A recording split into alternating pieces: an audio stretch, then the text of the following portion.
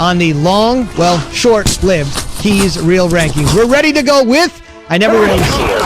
Number 7. Green Bay. RELAX. Relax. Well, I think you relax here. Even though Green Bay lost a tough one to the Indianapolis Colts, the Colts had an amazing defense. They're playing well. Phillip Rivers decided not to give the game away to Aaron Rodgers and the Packers. And look, the Packers, I know they lost to the Minnesota Vikings a couple weeks ago. They beat up on the Jags and the 49ers, and a lot of people are sitting around kind of wondering what type of team this is. I think this team is still a Super Bowl contending team. You just don't know what you're going to get week to week. You may hit at the right time with the Green Bay Packers if you're a betting person with them, because they are a good football team as long as 12 is a quarterback. Number 6. Indianapolis. Phillip is in an elite category himself. We all know that. Well, here's the situation. Green Bay, I just mentioned, lost to the Indianapolis Colts and Phillip Rivers. Phillip Rivers went out and took care of business against the Green Bay Packers. And you heard Coach Frank Wright right there say, hey, he's in an elite category. Maybe at times he is. A while ago, he certainly was. I think the one thing that we are sitting back waiting on with Phillip Rivers is will he return back to interception Rivers that he was in L.A., just giving it away at a rapid rate? I don't think so. I think that he's settled in now with Indy. They have an opportunity to win this division, find themselves in a great spot. They take on Tennessee this week. We'll see what that looks like. Number 5. Tennessee. I've been doing too many curls, so I gotta lay out the arms. Talk about the Tennessee Titans and talking about the Indianapolis Colts play each other this week, which is a big game. I think when you look at Tennessee and you talk about how they're playing football, it's about getting that defense going, but also about Derrick Henry and Ryan Tannehill getting back to form from last year that led them a deep run into the playoffs, making sure that Tannehill is delivering the football and the receivers are catching it. Also, this game is about running the ball. Who wants to tackle Derrick Henry? Nobody. And that's what you got to lean on if you plan on advancing into the playoffs. Number 4. L.A. Rams. We can be as good as we want to be, honestly. And this is a head scratcher, right? Because they beat the Tampa Bay Bucks. But I'm not one of those guys that jump all in because Tom Brady plays for the Buccaneers. Oh, they're going to be great. Brady this, Brady that. The Rams went out there and took care of business. They got out of there with a 3-point win. They probably should have won by more points than that. But they got away with the things that they capable of getting away with. They protected Jared Goff. He delivered the football in rhythm, in sync to Cooper Kupp, Reynolds, as well as Robert Woods. They ran the ball well. But the defensive side of the ball took care of business. That's why they're in the top 5 defenses in the NFL. Number 3A, Seattle. Mr. Unlimited. And I know you say, how could Seattle be ahead of the Rams, and the Rams took care of business against the Tampa Bay Bucks?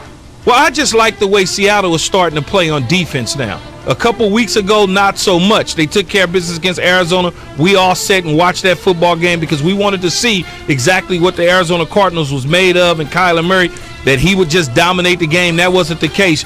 They went out and got Carlos Dunlap, and they went out and got Jamal Adams for a reason, and they showed up to the party against Arizona. And I think moving forward, that will be the same case. So therefore, they're 3A for me. 3B, New Orleans.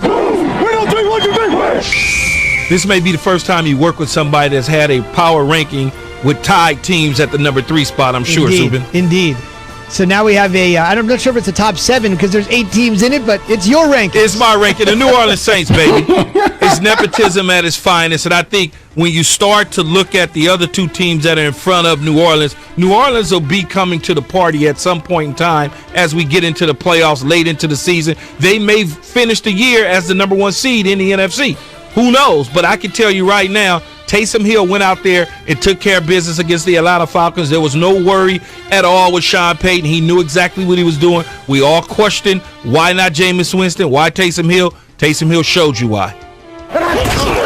Number 2. Pittsburgh. The last game was the last game. This one was this one.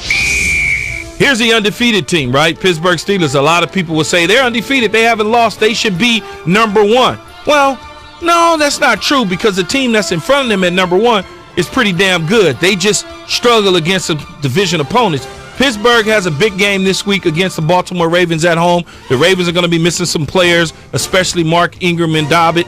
in the backfield for them. You look at that, that's going to put a lot of pressure on Lamar Jackson, so Pittsburgh should walk away undefeated again. Number 1. Kansas City. I'm going to go get the biggest cheeseburger you've ever seen. Prime, the biggest one. And might be a double. Well, it probably will be a double with a triple on the side for later. Coach Andy Reid is amazing. He's done a tremendous job at continuing to build the Kansas City Chiefs. This team, as long as 15 is their quarterback, much like Aaron Rodgers is Green Bay's quarterback, they're going to always be in the mix. And I know they had a little bit of a hiccup to a degree against the Raiders, but the Raiders are a division opponent. They're going to play them tough no matter what the case is. I think they're the cream of the crop in the AFC. The only teams that I could see giving them a challenge and a run for their money are the Pittsburgh Steelers and I almost said Oakland Raiders, the Las Vegas Raiders. Indeed. We should mention that Andy Reid made that comment about the cheeseburgers right after he won the Super Bowl, right after they ate the San Francisco 49ers for lunch in the fourth quarter, and Reid has always been known as a cheeseburger aficionado. Okay, I promise you he didn't get a single, Patty. I promise you that. Well, you said double and triple. Jay, America is wondering, riveted, who's your 3B? Well, first off, there's been nothing wrong with the triple-double. I'll tell you that right now. I will say this, though, Key. I'm curious. The only objection I would have is the Bills not being in your top 8. Top 7B. I don't know how to actually categorize your rankings this weekend, only because they beat Seattle, they beat the Rams, they beat the Raiders that give KC such a tough game.